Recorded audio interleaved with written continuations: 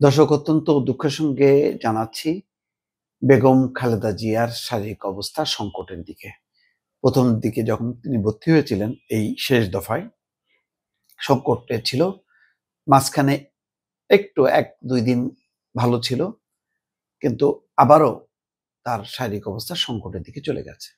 ইতিমধ্যে জেনেছেন যে তিনি নিউমোনিয়ায় আক্রান্ত। আরো অনেক বহুবিধ শারীরিক জটিল অবস্থা, জটিল থেকে আরো জটিল হয়েছে।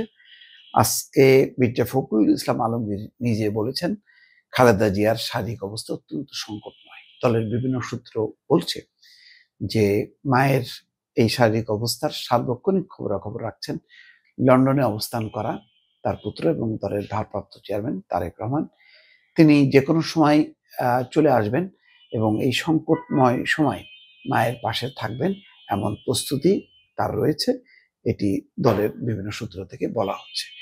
এক্স্যাক্টলি তিনি আগে যেই পরিকল্পনা করা হয়েছিল যে তিনি হয়তো বিলম্বে আসবেন, মায়ের এই পরিস্থিতির কারণে হয়তো তিনি চলে আসবেন খুব দ্রুতই। এমন একটি খবর, আজকে সারা দেশে মসজিদে মসজিদে দোয়ার আয়োজন করেছে বিএনপি এবং তার প্রতি দলের সর্বোচ্চ দোয়া, শ্রদ্ধা, ভালোবাসা সেটি প্রকাশ করা হয়েছে।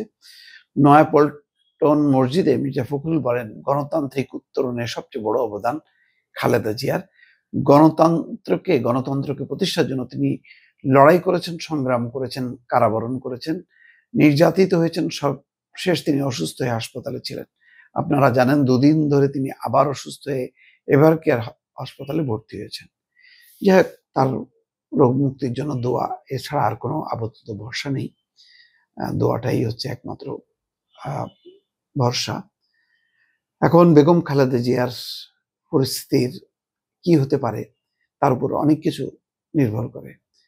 তা যদি খারাপ কিছু হয়, খারাপ কোনো সংবাদ যদি সত্য প্রমাণিত হয়, তাহলে বর্তমান নির্বাচনের তফসিল ঠিক থাকবে কিনা এটা বলা কঠিন।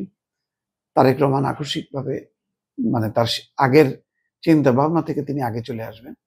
সব মিলায় পরিস্থিতি আসলে আরেক দিকে মোড় নেবে।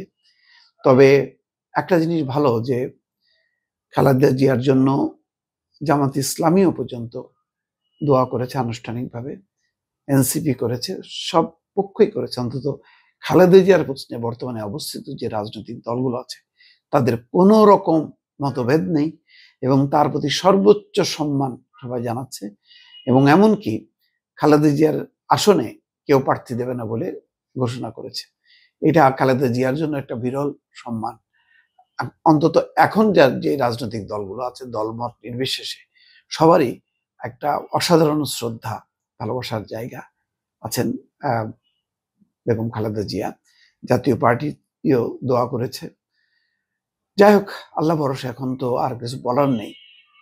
এখন অপেক্ষা করা এবং খালেদা জিয়ার জন্য যে মেডিকেল বোর্ড গঠন করা হয়েছিল, তারা দিন রাত কাজ করে যাচ্ছেন এবং সর্বোচ্চভাবে চেষ্টা করছেন খালেদা জিয়া যে সংকটজনক পরিস্থিতির দিকে চলে গেছেন সেখান থেকে ফিরিয়ে আনার জন্য। দর্শক।